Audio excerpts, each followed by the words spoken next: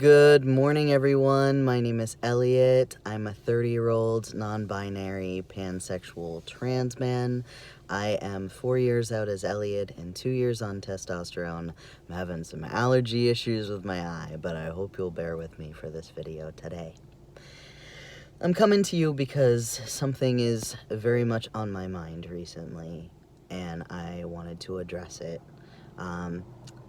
My LGBTQIA plus community is going through so many things right now. On top of the things that we already have to contend with, a society that others us, laws that are passed that uphold oppression towards us, a misunderstanding about who we are and what we're about. We also are contending with a pandemic, the isolation that includes, the financial struggle that includes, maybe losing our careers, losing our housing. I know trans women of color who are living on the street with their children right now. I had a trans member of my community commit suicide yesterday.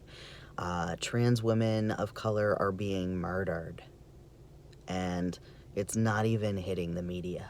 Sometimes trans men are being misgendered when they're murdered, so we don't even know about their murders. It's extremely upsetting.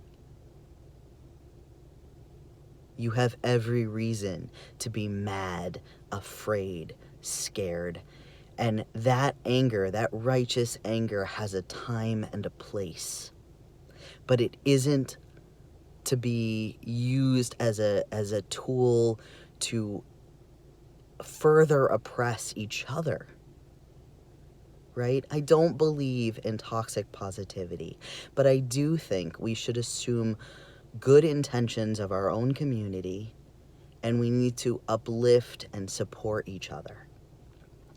We also need to acknowledge that many members of our LGBTQIA plus community are youth. They are just learning about themselves and their identities. They are just uncovering social justice issues and understanding how the ways society has coached them have failed who they are and what they could have become. They're only uncovering that now. And it is our responsibility as the older LGBTQIA plus community to assume good intentions, to come at their posts or come at interactions with them at work with assumed positivity, assumed good intentions, and assumed kindness. We need to support each other. And now I understand that sometimes we don't have it. Sometimes it's everything we can do to get out of bed, get dressed, do what we have to do to survive. Sometimes we're in survival. In the moments when we're not in survival, let's support each other. A liked post, even calling someone by their name and their pronouns, sometimes could be enough. Telling someone that they're seen, that they're heard, is enough. You don't have to necessarily come up with solutions. In fact, you shouldn't come up with solutions unless you're invited to or you ask. However, if you don't have it in you that day,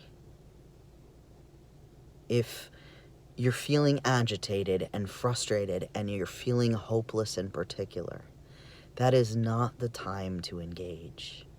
That is the time to step back and take care of you. And that's so important, because if you don't step back and take care of you, you've got nothing left to give to the kids. And the kids need us, right? They need us. I don't want to hear about any more suicides. You know, I want to arm particularly my trans women with the knowledge that they know who they can reach out to if they become in a situation that's dangerous, or if they're afraid in public. I want, I want us trans men to go out and agree to, sit in our car with a trans woman who's just coming out and needs to pump her gas. And she's afraid to do that. Come up with ways, be creative, come up with ways to support each other. And at the very least, engage in spaces in a way that uplifts, that punches up.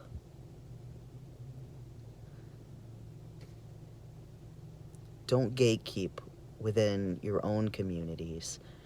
The rest of society does plenty of that.